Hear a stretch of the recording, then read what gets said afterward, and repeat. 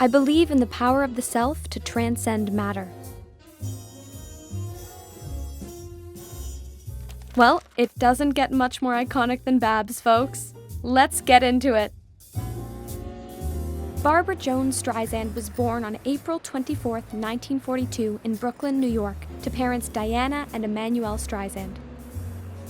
Diana was a gifted soprano in her youth and worked as a high school secretary where she met Emanuel, an Orthodox Jew who devoted his life to education. When Barbra was only 15 months old, her father died at age 34 from complications from a traumatic head injury years earlier. The loss of her father profoundly affected Barbra's life. Her mother worked tirelessly to support the family as a single parent. Diana was emotionally distant and critical. She struggled to provide the tenderness and care Barbra so desperately needed from her mom.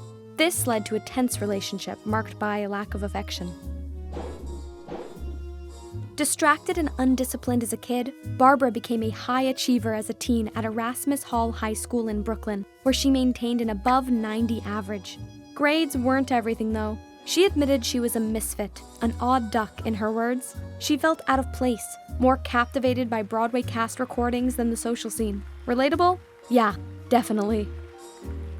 Her father's death created a void in Barbra's life. This emptiness fueled her desire for approval, but her mother rarely encouraged her dreams. Despite Diana's indifference, Barbra found refuge in music and ultimately found her voice. She sang for anyone who would listen. In her neighborhood, she was known as the girl on the block with the big voice. She also had a huge imagination. She loved to watch television and movies and imagined herself becoming a star, where her dreams would become a reality. At age 14, Barbra saw her first Broadway play, The Diary of Anne Frank, and it was at that moment that she realized it was within her power to become a serious actress. Once Barbra turned 18, she took on more gigs in clubs, once again channeling her loneliness and sorrow into her music. Her voice became her armor, a way to command attention in a world where she often felt invisible.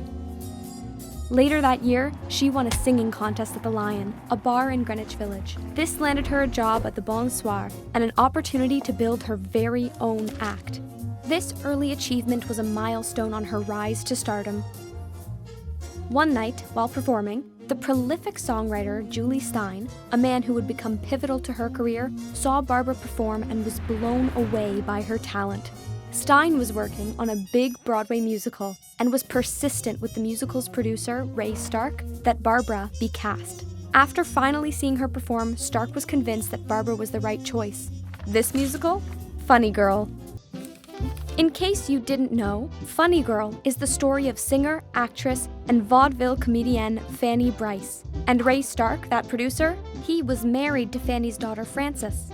Through this musical, he immortalized Fanny Brice, her rise, her brilliance, her legacy, casting her star into eternity. But Barbra wasn't the only actress in the running to play Fanny. Stars like Carol Burnett and Anne Bancroft were stiff competition for Babs. But after several tenacious rounds of auditions, Barbra was finally chosen. I liked that the script was a serious look at Fanny Brice's life, not merely a recreation of her comedy routines. I hadn't had a part like this before with real emotional range, and what really got me was the love story and how the music grew out of that. I knew early on that I didn't just want to imitate her. I had to understand her from the inside out. I needed to find ways to identify with her. During this process, Barbra also discovered that she had a lot in common with Fanny. They were both Jewish New Yorkers with a similar cadence in speech. Fanny and Barbra both had strong self-confidence combined with serious insecurities about their looks. Maybe the fact that they were told hundreds of times that they looked too Jewish and needed nose jobs had something to do with it. Ugh. Oy.